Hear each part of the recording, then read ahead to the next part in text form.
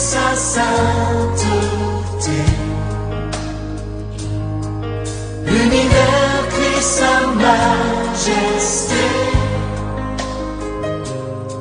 Chantons gloire et puissance, force et louange à l'agneau immolé. Bonsoir frères et sœurs dans le Seigneur. Soyez les bienvenus cet après-midi à notre émission de révélation, l'heure du miracle. Je rends grâce à Dieu parce que quelqu'un repartira de cet endroit totalement béni, visité par Dieu. Tu repartiras de ce lieu pas comme tu es venu, mais tu partiras cet après-midi délivré par la puissance du sang de Jésus. Nous allons prier pour remettre ces temps au Seigneur. Seigneur, nous te bénissons pour cette nouvelle occasion que nous allons encore passer en présence de notre Seigneur Jésus-Christ. Merci notre Seigneur et notre Dieu, parce que tes bienfaits sont innombrables. Nous ne pouvons les compter. Cet après-midi, nous allons encore les expérimenter. Nous repartirons rafraîchis. Nous repartirons restaurés dans un nouvel élan de communion avec le Saint-Esprit, guéris et délivrés de nos maux. Parce que c'est pour cela que tu nous as donné ton sang, Seigneur. Parle-nous par le Saint-Esprit, nous t'écoutons. Au nom de Christ Jésus, Amen. Nous allons prendre nos Bibles dans l'Épître aux Hébreux, au chapitre 9, et nous lirons le verset 22. Hébreux 9, verset 22. Et presque tout, d'après la loi, est purifié avec du sang. Et sans effusion de sang, il n'y a pas de pardon. Et sans effusion de sang, il n'y a pas de pardon. Cet après-midi, nous allons poursuivre notre étude sur les armes spirituelles. Et nous sommes sur une arme, et certainement c'est l'arme la plus redoutable, l'arme du sang de Jésus. Nous avons vu dimanche que le sang de Jésus est compatible à tout type de sang. Donc tu peux t'en servir au maximum. Il n'y a pas d'overdose avec le sang de Jésus. Nous avons également découvert que le sang de Jésus ne périme jamais. Il a gardé toute sa puissance. Et lorsque nous avons la révélation du sang de Jésus, nous expérimentons les bienfaits de ce sang. Enfin, nous avons terminé dimanche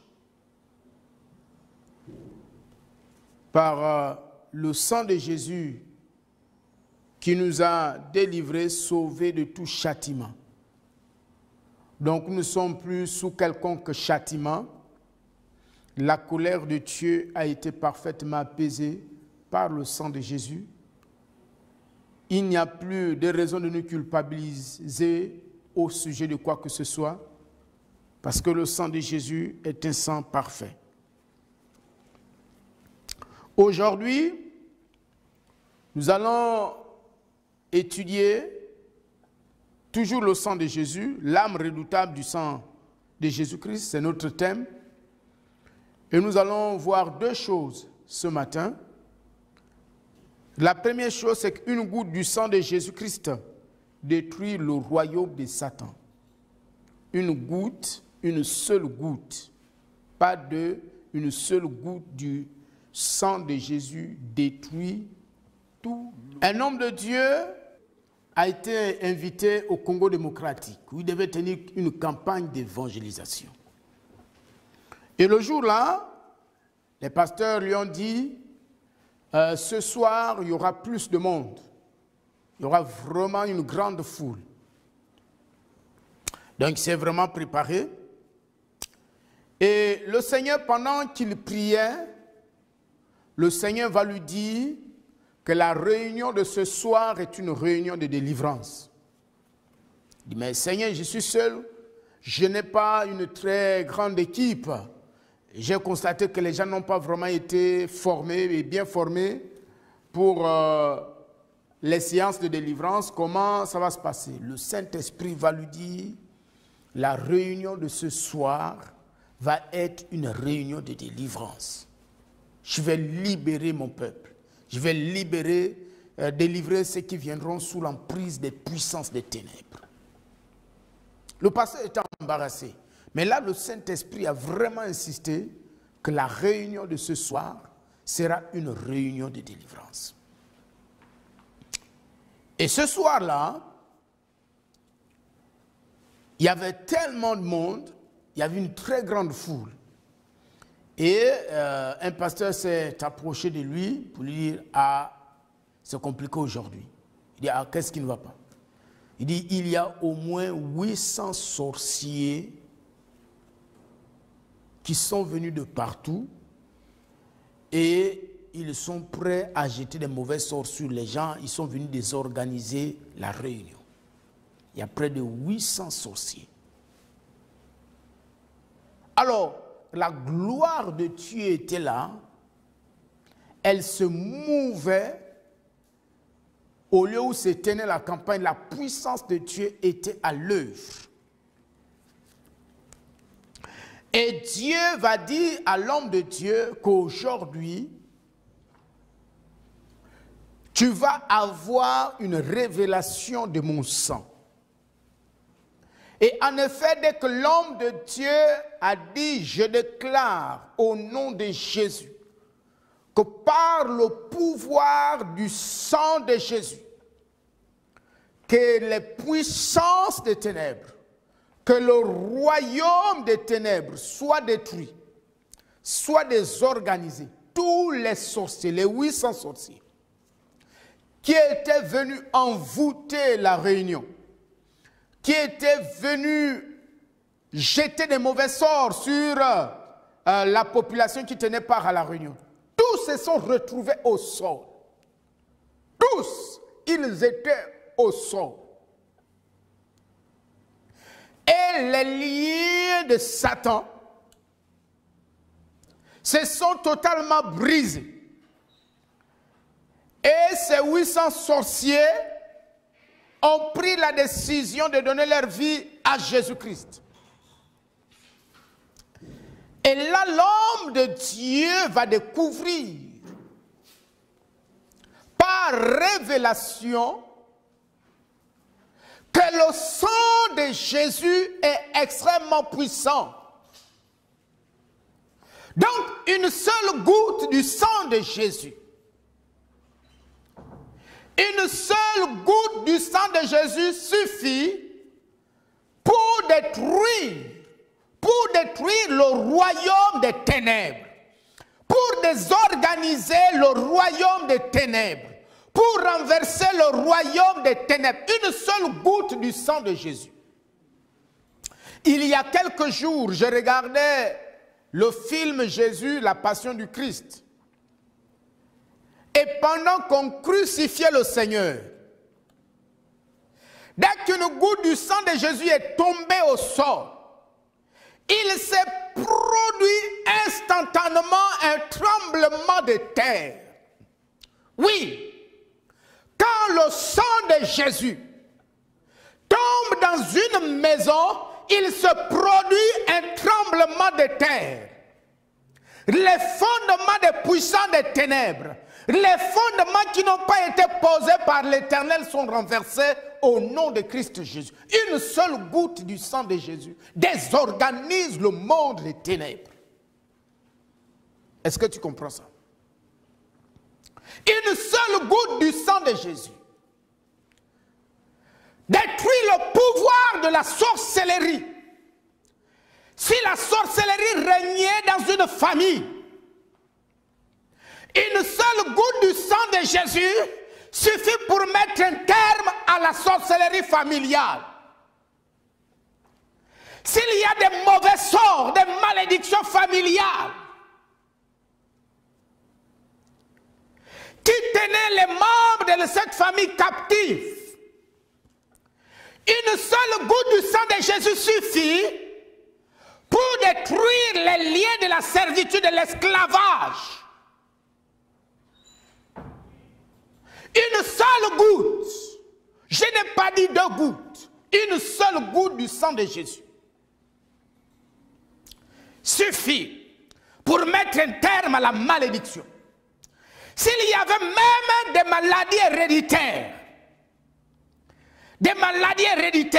même s'il y avait des maladies qui nourrissent des hôtels familiaux, une seule goutte du sang de Jésus suffit pour mettre un terme, pour mettre fin à la progression de ces maladies.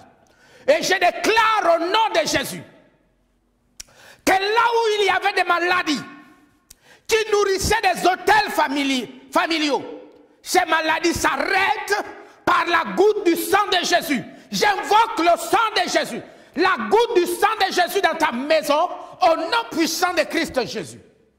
Oui, je sais que tu me dis, mais pasteur, j'ai toujours invoqué le sang de Jésus.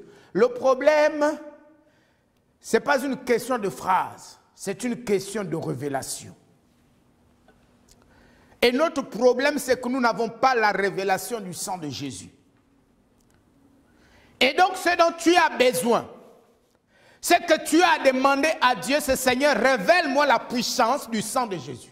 Révèle-moi le mystère du sang de Jésus. Révèle-moi le secret caché dans le sang de Jésus. Révèle-moi ce que tu as déposé dans le sang de Jésus. Révèle-moi la signification spirituelle du sang de Jésus. Voilà ce dont tu as besoin. Dès que tu as saisi, dès que le Saint-Esprit a ouvert ton esprit sur la puissance du sang de Jésus, oh, plus rien ne pourra tenir. Parce que le sang de Jésus, en fait, le sang de Jésus s'occupe de l'aspect négatif de nos vies. Ça veut dire quoi? Ça veut dire que le sang de Jésus est utile. Là où il y avait des liens de la sorcellerie, le sang de Jésus est utile. Pourquoi? Parce qu'il va venir briser ces liens de la sorcellerie. Là où il y a la maladie, des maladies, que ce soit le cancer, que ce soit le diabète, que ce soit la tuberculose, que ce soit l'arthrose, que ce soit l'appendicite, que ce soit le coronavirus, quel que soit le type de maladie, que ce soit la myopie, quel que soit le type de maladie, le sang de Jésus est utile là. Là où les gens avaient constaté qu'il y a un mauvais sort, quelqu'un nous a raconté, nous sommes allés assister quelqu'un, et ils disaient qu'ils ont constaté depuis quelques années qu'à chaque fois qu'il y a un décès dans leur famille, c'est 2 personnes qui meurent, de la même famille. 2 personnes qui meurent au même moment. 2 personnes. Vous voyez, ça c'est un mauvais sort. Et le sang de Jésus n'est utile que là où il y a des mauvais sorts. Là où il y a la malédiction. C'est-à-dire le sang de Jésus s'occupe de ce qui est négatif dans notre vie. Qu'est-ce que tu as constaté, remarqué de négatif dans ta vie? Dans ton quotidien, quelles sont les choses que tu n'arrives pas à t'expliquer? J'ai une solution pour toi. C'est celle du sang de Jésus. Le sang de Jésus n'est utile que là où il y a quelque chose à réparer. S'il y a quelque chose à réparer dans ta vie, il suffit d'une seule goutte du sang de Jésus pour que ça soit réparé. Alléluia. Je commande au nom de Jésus que le sang de Jésus voyage dans toutes les cellules de ton corps. Que le sang de Jésus voyage dans toute ta chair au nom de Jésus. Que le sang de Jésus voyage dans tes os au nom de Christ Jésus. Quel que soit le domaine où tu étais souffrant, je déclare que le sang de Jésus te touche et te restaure. Alors, pourquoi le sang de Jésus est si puissant? Nous allons regarder les 7 façons dont Jésus a donné son sang. Les 7 façons dont Jésus a donné son sang. Parce que pour comprendre la puissance du sang de Jésus, il faut avoir ces 7 éléments. Luc 22, 44. La première façon, la Bible nous dit que pendant que Jésus priait, pendant qu'il était en intercession, le sang de Jésus s'est transformé en grumeaux de sang. La sueur de Jésus. La sueur de Jésus s'est transformée en grumeaux de sang pendant qu'il était en prière.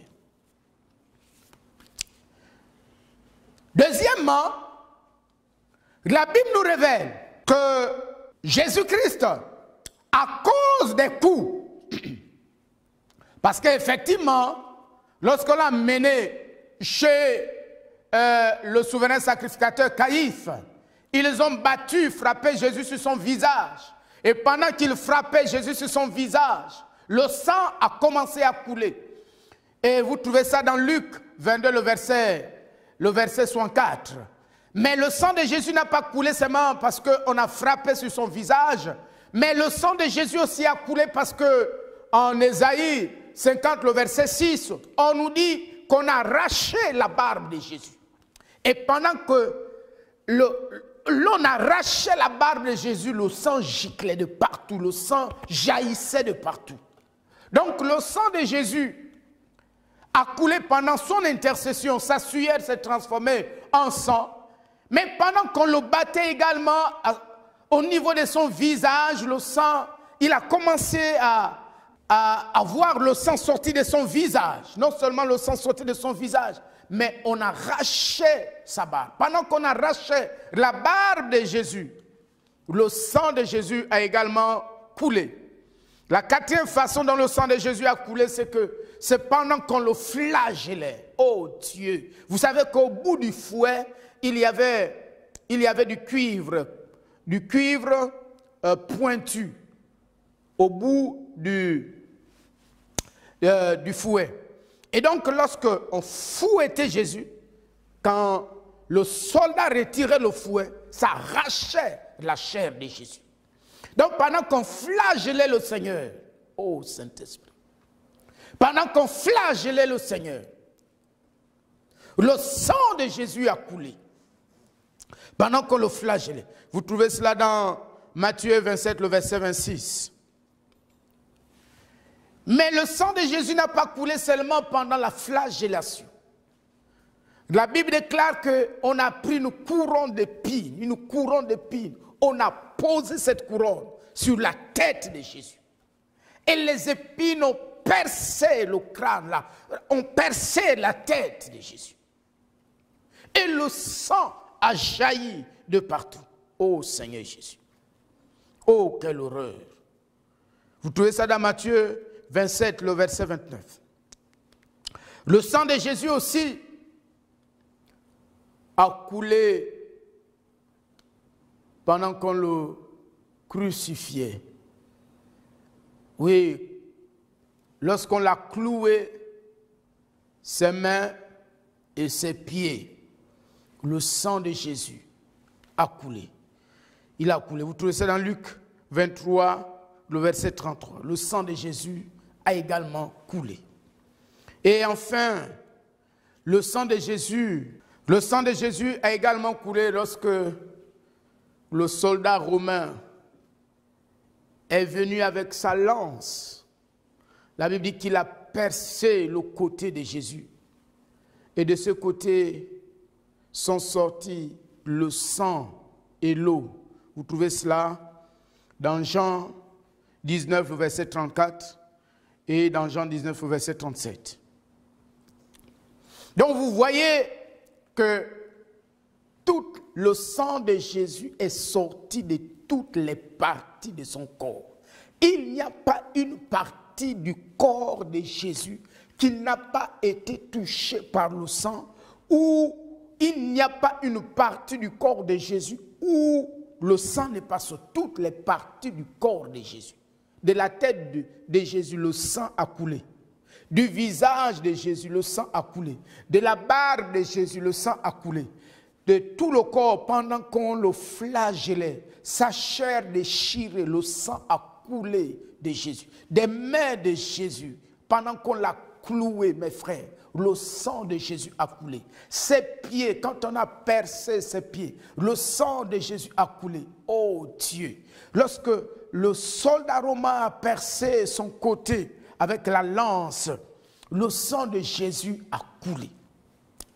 Donc, le sang de Jésus a coulé de cette manière particulière.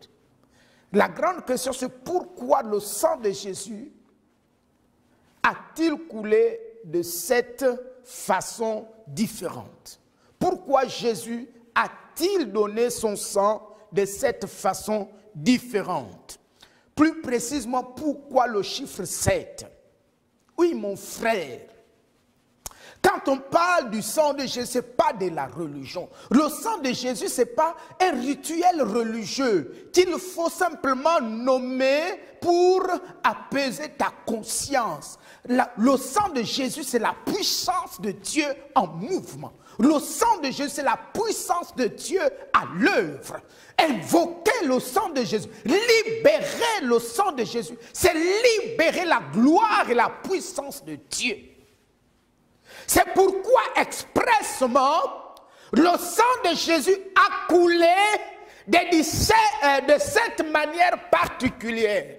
C'est pourquoi Jésus a donné son sang de cette façon différente. Pourquoi? Parce que le chiffre 7 représente la perfection divine. Le chiffre 7 représente l'achèvement. Et le chiffre 7 représente le châtiment de quelque chose de comblé, de satisfait, d'achevé. Pourquoi alors le chiffre 7? Pourquoi le sang de Jésus a coulé de cette manière différente? C'est pour montrer que le sacrifice de Jésus, que le sang de Jésus est tellement parfait qu'il a satisfait totalement la colère de Dieu. Ce qui donne la puissance au sang de Jésus, ce qui donne la victoire, le triomphe au sang de Jésus, c'est le fait qu'il a satisfait totalement la colère de Dieu. Quand Dieu a vu le sang de Jésus, Dieu a été satisfait. Quand Dieu a vu le sang de Jésus, Dieu a été comblé. Et il s'est exclamé, tout est accompli. C'est pourquoi, mon frère, vous savez, c'est une hérésie. J'entends souvent les gens dire, Dieu est en colère contre l'Église. Dieu ne peut plus être en colère contre l'Église.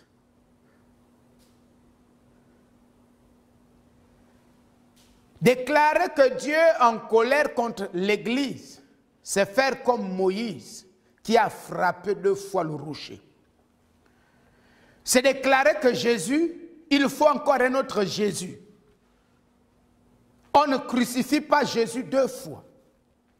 Jésus a été crucifié une seule fois. Et comme Jésus a été crucifié une seule fois, Jésus a satisfait parfaitement la colère de Dieu.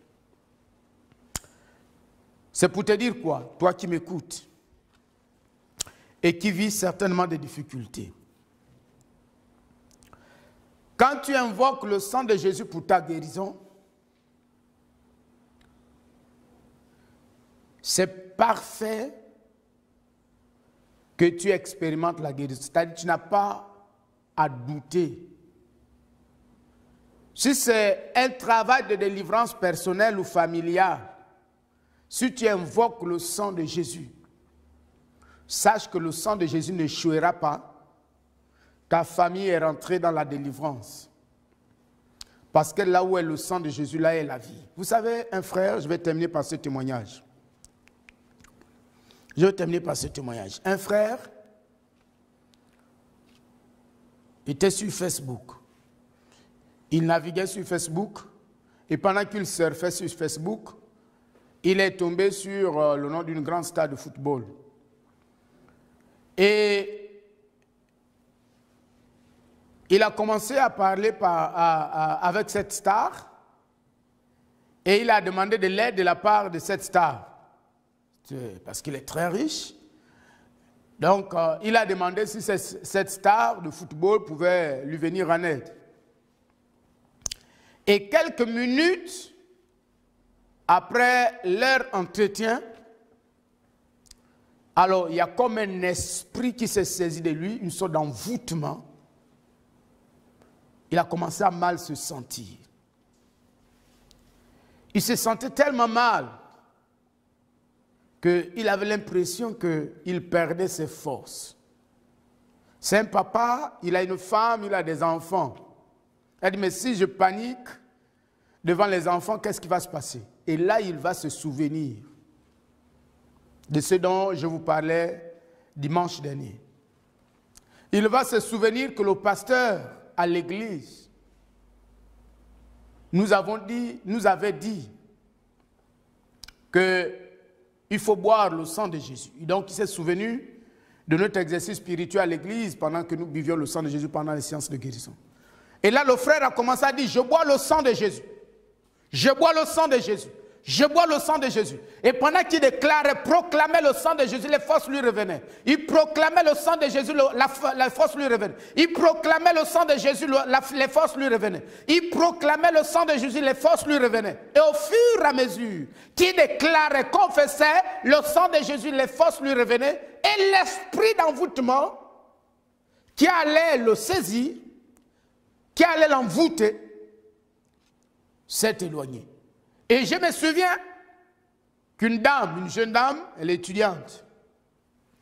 Un jour aussi, tout sur Facebook, il était 24 heures. Elle est tombée sur un monsieur et selon la page, c'est le fils d'une première autorité d'une nation. Après la conversation avec ce dernier, la sœur s'est sentie mal à l'aise et une dépression, donc une sorte de crise de folie l'a saisie. Elle a commencé à raconter n'importe quoi. Et ainsi de suite. Et le lendemain, son ami l'a amené à l'église, nous avons invoqué la puissance du sang de Jésus. Vous voyez que même les réseaux sociaux, c'est des foyers de sacrifices. Le diable s'en sert pour prendre les sacrifices humains, pour nourrir son autel. Bref, ce qui nous intéresse, ce n'est pas ça. Ce qui nous intéresse, c'est la puissance du sang de Jésus. Donc, retiens deux choses. Qu'une seule goutte du sang de Jésus suffit pour délivrer et restaurer toute ton histoire, toute ta vie. Deuxièmement, sache que le sang de Jésus, Jésus a donné son sang de plusieurs manières, cette manière particulière, cette façon particulière. Pourquoi? C'était pour parler de la perfection de son sang.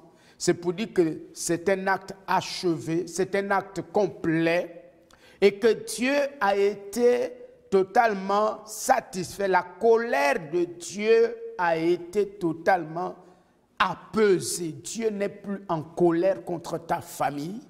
Et donc, si tu invoques le sang de Jésus pour sa délivrance, tu expérimenteras cette délivrance. Si toi-même, tu invoques le sang de Jésus pour ce qui te concerne, que ce soit un problème de santé, que ce soit un problème de travail, que ce soit un problème de délivrance, je ne sais pas ce que tu vis aujourd'hui. Sache que toute ta provision se trouve dans le sang de Jésus. Toute ta provision se trouve dans le sang de Jésus. Maintenant, je vais prier pour toi. Tu vas dire avec moi, au nom de Jésus, Seigneur, j'invoque ton sang. J'invoque le sang de Jésus. J'invoque le sang de Jésus. J'invoque le sang de Jésus. Je bois le sang de Jésus et j'ai vomi. Je bois le sang de Jésus et j'ai vomi. Je bois le sang de Jésus et j'ai vomi. Je bois le sang de Jésus et j'ai vomi. Je bois le sang de Jésus et j'ai vomi. Et tout ce que Satan avait planté dans mon corps, tout ce que l'ennemi avait planté dans mon corps, avait semé dans mon corps, je déclare au nom puissant de Jésus, par ce sang que je suis en train de boire, par ce sang que je suis en train de consommer, tout est détruit, tout est écrasé, tout est anéanti par le sang de Jésus, tout est anéanti par le sang de Jésus, tout est écrasé par le sang de Jésus. Oui, je bois le sang de Jésus, je consomme le sang de Jésus, je consomme le sang de Jésus, et tout ce qui est ténèbres détruit, tout ce qui est ténèbres détruit. Au nom de Jésus, je suis guéri par le sang de Jésus. Je suis guéri par le sang de Jésus. Je suis guéri par le sang de Jésus. Je suis guéri par le sang de Jésus. Merci Seigneur, parce que ton sang me restaure tout entier. Merci Seigneur, parce que ton sang restaure ma famille. Reçois toute la reconnaissance de mon cœur au nom puissant de Christ Jésus. Amen. Merci. À dimanche. Nous allons continuer toujours avec notre thème sur l'arme du sang de Jésus. Bon après-midi et soyez bénis.